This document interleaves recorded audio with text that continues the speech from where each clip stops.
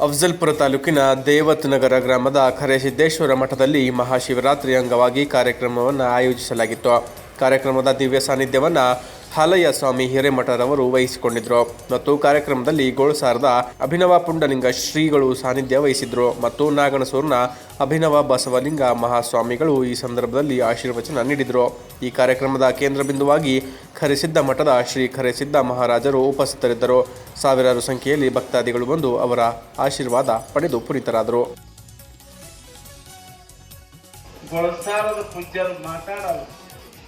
ಅವ್ರು ಭಾಳ ಪುಣ್ಯ ಮಾಡ್ಯಾರ.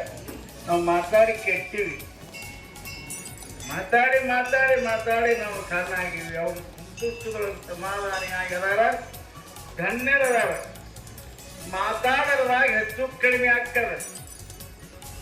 ಯಾರು ನಮಗೆ ವೈರಿ ಆಗ್ತಾರ, ಶರಣರಾಗ್ತಾರ, ಎಲ್ಲ ಆಗ್ತಾರ. ಅವ್ರಿಗೆ ಯಾರು ಶತ್ರು ಒಟ್ಟೊಂದು ಪ್ರಿಯನೇ ಅಲ್ಲ.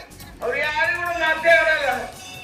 ಕಾರ್ಯಗಳು ಹೋದವ್ರಿಗೆ ಕಲ್ಯಾಣ ಮಸ್ತು ಹೋಗ್ತಾರೆ ಅಷ್ಟೇ. ಅದ ನಮ್ದಿಲ್ಲ, ನಾವು ಬೆಳೆದ ಬೈದೇವು ನೋಡಿ, ಮುದುಕ ಒಬ್ಬನ ಬೈದೇವು.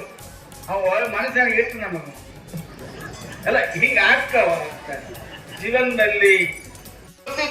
ಯಾರ ಕೈಯನ್ನು ಮಾಡಲಿಕ್ಕೆ ಸಾಧ್ಯ ಇಲ್ಲ, ಸತ್ಪುರುಷರಿಂದ ಮಾತ್ರ ಸಾಧ್ಯ ಅನ್ನತಕ್ಕಂಥ ವಿಷಯ ಬರ್ತಾ ಇದೆ. ಯಾಕಪ್ಪ ಅಂತ ಕೇಳಿದ್ರೆ, ಆ ಶಕ್ತಿ ಯಾಕೆ ಬರ್ತದೆ? ಧರ್ಮವನ್ನ ಉಚ್ಚಾರ ಮಾಡಬೇಕು, ದಾನವನ್ನ ಮಾಡಬೇಕು, ಧರ್ಮವನ್ನ ಮಾಡಬೇಕು, ಕಾಯಕವನ್ನ ಮಾಡಬೇಕು ಅನ್ನತಕ್ಕಂಥ ಶಕ್ತಿ ಎಲ್ಲರ ಬಳಿ ಹುಟ್ಟಾನ. ಅದು ಊರು ಎಲ್ಲಿರ್ತದೆ, 10 ಲಕ್ಷ ಜನದೊಳಗೆ ಒಬ್ಬನಿಗೆ ಯಾಕೆ ಪಡಿತಂದ್ರೆ, ಆ ಪರಮಾತ್ಮ ಅವತಾರವನ್ನು ಇಲ್ಲಿ ಬಂದಿರ್ತದೆ, ಅದರ ಕಾಲ ಪಡಿತದೆ. ಎಲ್ಲರಿಗೂ ಪಡ್ಲಿಕ್ಕೆ ಸಾಧ್ಯ ಇಲ್ಲ. ಅದಕ್ಕಾಗಿ ಶಿವರಾತ್ರಿ ದಿನನೇ ಈ ರೇಣುಕಾದಿ ಜಗದ್ಗುರು ರೇವಣ ಸಿದ್ದೇಶ್ವರ ಸ್ಥಾಪನೆಯನ್ನ ಮಾಡಿದ್ದು ಬಹಳ ಪವಿತ್ರ. ಹೀಗೆ ಶಿವರಾತ್ರಿಯ ಮಹಿಮೆ ಏನಪ್ಪಾ ಅಂತಂದ್ರೆ, ಎಲ್ಲ 36 ಕೋಟಿ ದೇವತೆಗಳನ್ನ ಪರಮೇಶ್ವರ ಪಾರ್ವತಿನ ಹುಡುಕ್ಯಾಡೋದು ಎಲ್ಲಿ ಸಿಗ್ಲಿಲ್ಲತ್ತವ್ರು. 36 ಕೋಟಿ ದೇವತೆಗಳು ಶಿವರಾತ್ರಿ ದಿನ ಹುಡುಕ್ಯಾಡ ಶುರು ಮಾಡಿದ್ರು.